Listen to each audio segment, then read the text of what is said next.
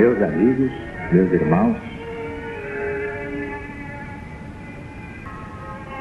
o Centro Espiritual Universalista, o céu da LDV, unifica neste final de ciclo todos os ensinamentos de Jesus em espírito e verdade, mas à luz do novo mandamento.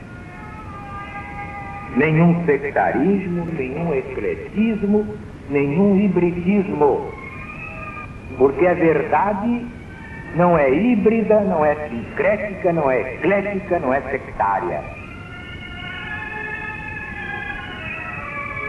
A doutrina do céu é exatamente a doutrina do Cristo de Deus, acima de todas as perversidades geradas pelas religiões humanas, diletas filhas de Satanás ou do Anticristo.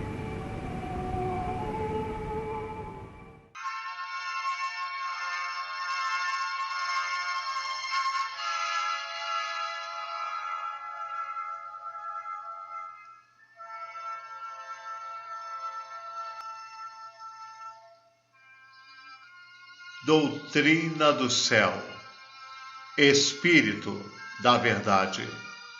Alziro Zaru responde. A lição de hoje é Fenômenos da Natureza 1, publicada no jornal Gazeta de Notícias, no dia 4 de agosto de 1970.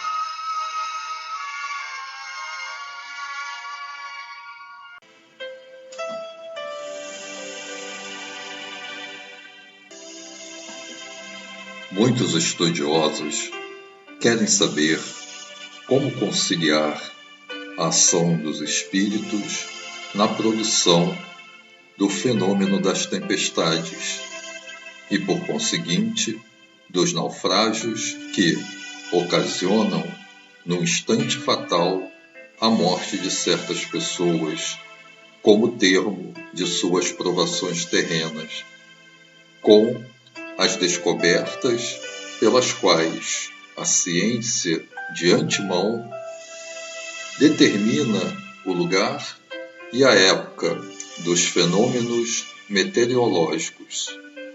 É que por isso leva muita gente a não ver nas tempestades e nos naufrágios mais do que a ação de uma força cega e necessária, enquanto na morte dos náufragos não vê senão a obra daquilo que chama de acaso, negando assim a intervenção de Deus e a ação dos espíritos por ele prepostos ao uso, ao emprego, à execução e à aplicação das leis naturais e imutáveis a que estão sujeitos os variados fenômenos da natureza.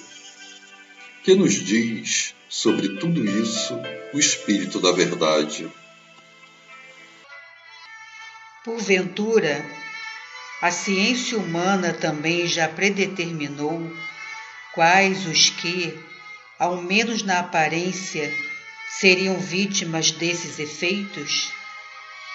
Dizemos, ao menos na aparência, porque os que morrem em tais casos, como explicaremos daqui a pouco, são apenas vítimas voluntárias, no sentido de que são levados a semelhante fim em virtude da escolha que fizeram de suas provas, de que são levados a isso pelos seus próprios espíritos, no sentido de que o fato ocorrido é consequência forçada das provações e expiações que escolheram.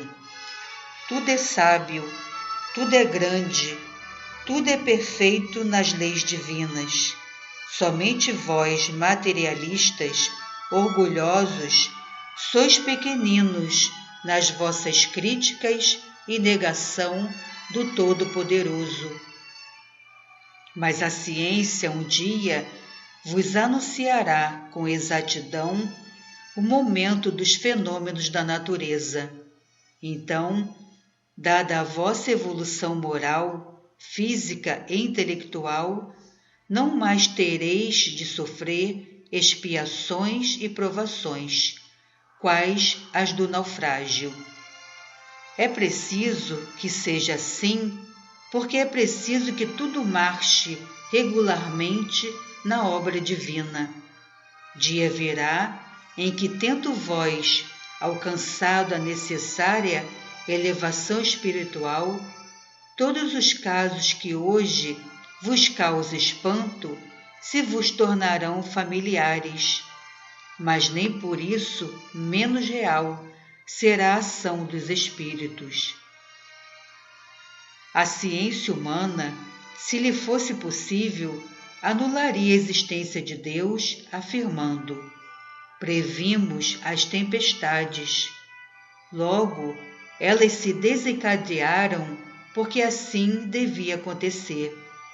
De tal sorte, os fenômenos da natureza seriam apenas o resultado da ação de uma força cega e necessária, e não obra de uma inteligência suprema e providencial, que age por intermédio de espíritos ativos e devotados, aos quais incumbem o uso, o emprego, funcionamento, a aplicação e a execução das leis naturais e imutáveis que ela estabeleceu desde toda a eternidade.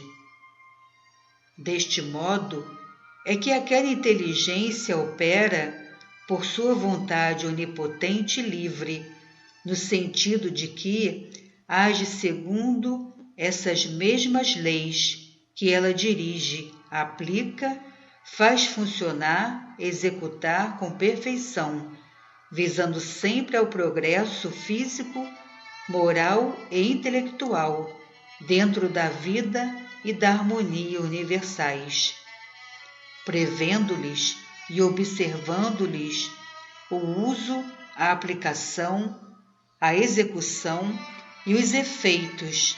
Essas leis são reconhecidas por aqueles mesmos que negam porque não as veem, o legislador que as promulgou e os agentes a quem incumbiu de as aplicar, de as executar, de as fazer produzir seus efeitos.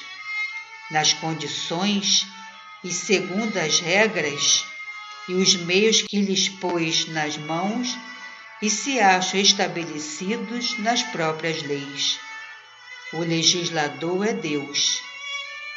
Os agentes são os espíritos puros, aqueles que se podem aproximar do centro da onipotência e que, por sua vez, têm como agentes submissos e devotados, conforme a hierarquia espiritual, os espíritos superiores e os bons espíritos. O mesmo seria reconhecer a existência de qualquer máquina, prever-lhe e observar-lhes o uso, a aplicação, os efeitos, a execução da obra, desde que o operário preposto do mecânico a faz funcionar, e ao mesmo tempo negar, por não serem invisíveis, o mecânico que a inventou e os operários que a põem em movimento. Ora, o mecânico é Deus. Os operários prepostos são os espíritos. Não, a natureza obedece a determinada marcha regular. É assim como o homem recebe sempre, pelas circunstâncias ou pelos acontecimentos que preparam, procedem, produzem e executam essa marcha, o aviso de que tem de morrer e, portanto, deve estar pronto para esse momento supremo. Do mesmo modo, nas leis da natureza, todos os acontecimentos deixam prever a marcha que seguirão por meio dos sinais captados pela ciência especializada. As tempestades, como as inundações, Os fatos atmosféricos e todos os fenômenos da natureza são produzidos por espíritos prepostos à produção desses efeitos. Espírito que, todavia, seguem a marcha que lhes traça o Criador para os preparar, guiar e realizar pelos meios de que os armou, mas sempre segundo as leis naturais e imutáveis por ele estabelecidas desde toda a eternidade.